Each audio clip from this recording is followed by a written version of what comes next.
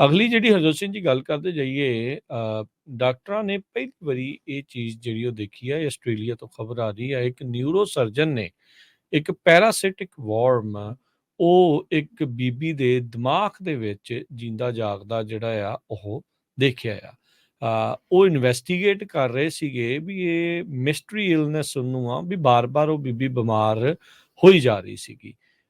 ਇੱਕ Australian native round warm ਆ, ਉਹ ਸਮਹਾਉ ਇਸ ਬੀਬੀ ਦੇ ਦਿਮਾਗ ਤੱਕ ਪਹੁੰਚ ਗਿਆ। ਉਸਦਾ ਇਹ ਲਾਰਵਾ ਕਹਿੰਦੇ ਆ ਵੀ ਉੱਥੇ ਸੀਗਾ ਤੇ ਦਿਮਾਗ ਦੇ ਵਿੱਚ ਘੁੰਮ ਫਿਰ ਰਿਹਾ ਸੀ, ਜਿਸ ਕਰਕੇ ਉਹ ਬਹੁਤ ਵਾਰੀ ਜਿਹੜੀ ਉਹ ਬਿਮਾਰ ਰਹਿਣ ਲੱਗ ਪਈ ਸੀ। 64 ਸਾਲਾਂ ਦੀ ਇਹ ਆਸਟ੍ਰੇਲੀਅਨ ਬੀਬੀ ਦੇ ਦਿਮਾਗ ਦੇ ਵਿੱਚ ਪੈਰਾਸਿਟਿਕ ਵਾਰਮ ਲੱਭਾ ਆ। ਸਰਜਨ ਹਰੀਪ੍ਰਿਆ ਬੰਦੀ ਉਸ ਨੇ 3 ਇੰਚ ਲੰਬਾ ਇਹ ਜਿਹੜਾ ਵਾਰਮ ਆ ਉਸ ਦੀ ਸਕਲ ਦੇ ਵਿੱਚ ਲੱਭਾ ਜਦ ਉਸ ਦੀ ਬਾਇਓਪਸੀ ਕੀਤੀ ਗਈ ਕੈਨਬਰਾ ਹਸਪਤਾਲ ਦੇ ਵਿੱਚ। ਸੋ ਹੁਣ ਕਹਿੰਦੇ ਵੀ ਉਸ ਨੂੰ ਉੱਥੋਂ ਕੱਢ ਤਾਂ ਜਿਹੜਾ ਉਹ ਲਿਆ ਆ ਤੇ ਬੜੀ ਅਚੰਭੇ ਵਾਲੀ ਗੱਲ ਸੀਗੀ।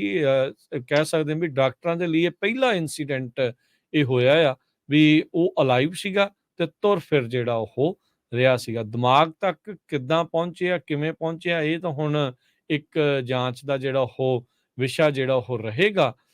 ਪਰ ਆਪਾਂ ਬਹੁਤ ਵਾਰੀ ਜਿਹੜਾ ਹਰਜੋਤ ਸਿੰਘ ਜੀ ਇਦਾਂ ਦੀਆਂ ਖਬਰਾਂ ਜਿਹੜੀਆਂ ਉਹ ਕੀਤੀਆਂ ਆ, ਸੁਣੀਆਂ ਆ, ਜਾਂ ਲੋਕਾਂ ਨੂੰ ਪਤਾ ਲੱਗਾ ਆ ਵੀ ਕੋਈ ਕਿਤੇ ਸਵਿਮਿੰਗ ਕਰਨ ਗਿਆ, ਉਹਦੇ ਕੋਈ ਅਜਿਹਾ ਬਿਮਾਰੀ ਪੈ ਗਈ, ਕੋਈ ਕਿਤੇ ਕੁਛ ਕਰਨ ਗਿਆ ਤੇ ਉਹ ਕੋਈ ਜਿਹੜੀ ਅਜਿਹੀ ਚੀਜ਼ ਜਿਹੜੀ ਆ ਉਹਨੂੰ ਆ ਗਿਆ, ਫਲੈਸ਼ ਈਟਿੰਗ ਬੈਕਟੀਰੀਆ, ਕੋਈ ਦਿਮਾਗ ਬ੍ਰੇਨ ਈਟਿੰਗ, ਕੋਈ ਇਦਾਂ ਦੀਆਂ ਚੀਜ਼ਾਂ। ਤੇ ਹੁਣ ਇਹ ਪੈਰਾਸਿਟਿਕ ਵਾਰਮ ਉਸ ਦੇ ਦਿਮਾਗ ਦੇ ਵਿੱਚੋਂ ਜਿਹੜਾ ਉਹ ਨਿਕਲਿਆ ਹੈਗਾ ਆ। ਸੋ 1 ਸਾਲ ਤੋਂ ਕਹਿੰਦੇ ਉਹ ਪੀੜਤ ਸੀਗੀ, ਜਿਸ ਤੋਂ ਬਾਅਦ ਦੇ ਵਿੱਚ ਬਾਇਓਪਸੀ ਦੇ ਵਿੱਚ ਇਹ ਲੱਭਿਆ ਤੇ ਉਹਨੂੰ ਫਿਰ ਇਵੈਂਚੁਅਲੀ ਜਿਹੜਾ ਉੱਥੇ ਕੱਢ ਲਿਆ ਗਿਆ।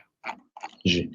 ਅਗਲੀ ਜਿਹੜੀ ਹਰਜੋਤ ਸਿੰਘ ਜੀ ਗੱਲ ਕਰਦੇ ਜਾਈਏ ਡਾਕਟਰਾਂ ਨੇ ਪਹਿਲੀ ਵਾਰੀ ਇਹ ਚੀਜ਼ ਜਿਹੜੀ ਉਹ ਦੇਖੀ ਹੈ। ਆਸਟ੍ਰੇਲੀਆ ਤੋਂ ਖਬਰ ਆ ਰਹੀ ਹੈ, ਇੱਕ ਨਿਊਰੋ ਸਰਜਨ ਨੇ ਇੱਕ ਪੈਰਾਸਿਟਿਕ ਵਾਰਮ ਉਹ ਇੱਕ ਬੀਬੀ ਦੇ ਦਿਮਾਗ ਦੇ ਵਿੱਚ ਜਿੰਦਾ ਜਾਗਦਾ ਜਿਹੜਾ ਆ ਉਹ ਦੇਖਿਆ ਆ। ਉਹ ਇਨਵੈਸਟੀਗੇਟ ਕਰ ਰਹੇ ਸੀਗੇ ਵੀ ਇਹ ਮਿਸਟਰੀ ਇਲਨੈਸ ਉਹਨੂੰ ਆ ਵੀ ਬਾਰ-ਬਾਰ ਉਹ ਬੀਬੀ ਬਿਮਾਰ ਹੋਈ ਜਾ ਰਹੀ ਸੀਗੀ। ਇੱਕ ਆਸਟ੍ਰੇਲੀਅਨ ਨੇਟਿਵ ਰਾਉਂਡ ਵਾਰਮ ਆ, ਉਹ ਸਮਹਾਉ ਇਸ ਬੀਬੀ ਦੇ ਦਿਮਾਗ ਤੱਕ ਪਹੁੰਚ ਗਿਆ। ਉਸਦਾ ਇਹ ਲਾਰਵਾ ਕਹਿੰਦੇ ਆ ਵੀ ਉੱਥੇ ਸੀਗਾ ਤੇ ਦਿਮਾਗ ਦੇ ਵਿੱਚ ਘੁੰਮ ਫਿਰ ਰਿਹਾ ਸੀ, ਜਿਸ ਕਰਕੇ ਉਹ ਬਹੁਤ ਵਾਰੀ ਜਿਹੜੀ ਉਹ ਬਿਮਾਰ ਰਹਿਣ ਲੱਗ ਪਈ ਸੀ। 64 ਸਾਲਾਂ ਦੀ ਇਹ ਆਸਟ੍ਰੇਲੀਅਨ ਬੀਬੀ ਦੇ ਦਿਮਾਗ ਦੇ ਵਿੱਚ ਪੈਰਾਸਿਟਿਕ ਵਾਰਮ ਲੱਭਾ ਆ। ਸਰਜਨ ਹਰੀਪ੍ਰਿਆ ਬੰਦੀ ਉਸ ਨੇ 3 ਇੰਚ ਲੰਬਾ ਇਹ ਜਿਹੜਾ ਵਾਰਮ ਆ ਉਸ ਦੀ ਸਕਲ ਦੇ ਵਿੱਚ ਲੱਭਾ ਜਦ ਉਸ ਦੀ ਬਾਇਓਪਸੀ ਕੀਤੀ ਗਈ ਕੈਨਬਰਾ ਹਸਪਤਾਲ ਦੇ ਵਿੱਚ। ਸੋ ਹੁਣ ਕਹਿੰਦੇ ਵੀ ਉਸ ਨੂੰ ਉੱਥੋਂ ਕੱਢ ਤਾਂ ਜਿਹੜਾ ਉਹ ਲਿਆ ਆ ਤੇ ਬੜੀ ਅਚੰਭੇ ਵਾਲੀ ਗੱਲ ਸੀਗੀ। ਕਹਿ ਸਕਦੇ ਹਾਂ ਵੀ ਡਾਕਟਰਾਂ ਦੇ ਲਈ ਇਹ ਪਹਿਲਾ ਇਨਸੀਡੈਂਟ ਇਹ ਹੋਇਆ ਆ ਵੀ ਉਹ ਅਲਾਈਵ ਸੀਗਾ ਤੇ ਤੁਰ ਫਿਰ ਜਿਹੜਾ ਉਹ ਰਿਹਾ ਸੀਗਾ। ਦਿਮਾਗ ਤੱਕ ਕਿੱਦਾਂ ਪਹੁੰਚਿਆ, ਕਿਵੇਂ ਪਹੁੰਚਿਆ, ਇਹ ਤਾਂ ਹੁਣ ਇੱਕ ਜਾਂਚ ਦਾ ਜਿਹੜਾ ਉਹ ਵਿਸ਼ਾ ਜਿਹੜਾ ਉਹ ਰਹੇਗਾ।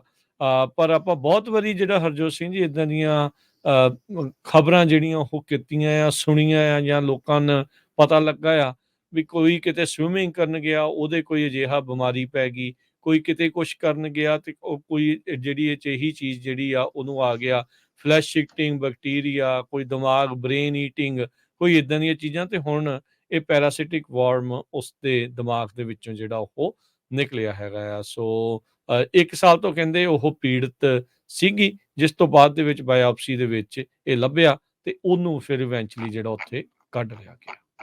ਜੀ।